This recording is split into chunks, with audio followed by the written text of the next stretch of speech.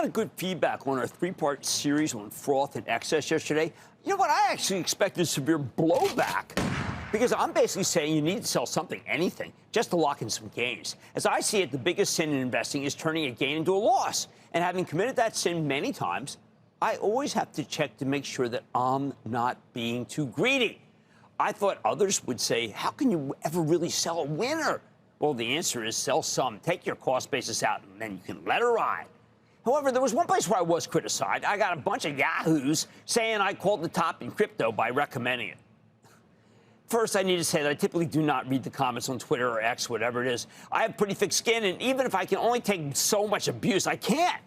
There are just too many people who want to rake me over the coals for something I did wrong 10, 15, 20 years ago, or who think it's funny to spoof me like this crypto comment. Ha, ha, ha.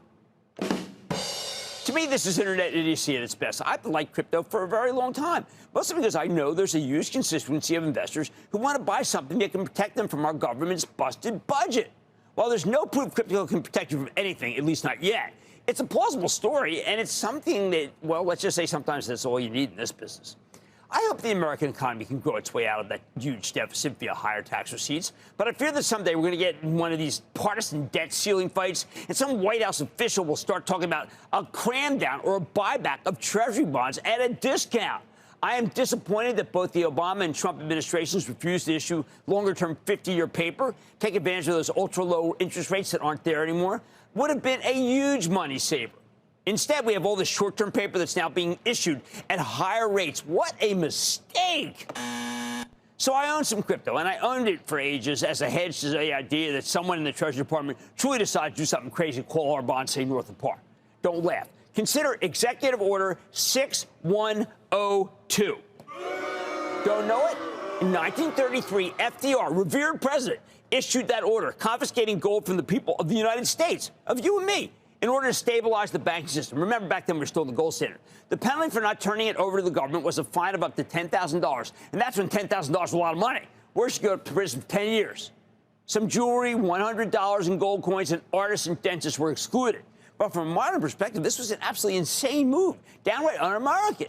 In the context of the Great Depression, the banking regulations of the time, where the Fed wasn't allowed to lend more money unless it had more bullion, you can see why FDR did it. But the whole situation was absurd. Now, these days, I still have some gold as a hedge. But because it can be easily confiscated, done once can be done again, I think Bitcoin, Ethereum, maybe even some other cryptocurrencies deserve a spot in your portfolio, too. Maybe one day if the deficit gets under control, I'll change my tune. But anyone who's followed me for more than 10 minutes knows that I'm a huge skeptic about our government's ability to balance the budget. It's not that we don't know how to solve the problem. It's that legislators lack the political will to do things that are unpopular. Balancing the budget means making painful decisions to raise taxes or cut spending. Most politicians would rather just kick the can down the road and make somebody else deal with it, ideally the opposition. So I own crypto because those national debt worries are never going to go away. Maybe not in my lifetime, but I'll go ahead. I'm going to call the top by recommending it yet again. Weird how I've been recommending gold and crypto for so many years, and yet they're both near all-time highs, and I take heat anyway? Gotta go back to not reading the comments. Just ain't worth the aggravation. I'd like to say, as always, bull market summer, and I promise I'll find just for you right here on Mad Money. I'm Jim Cramer. See you next time.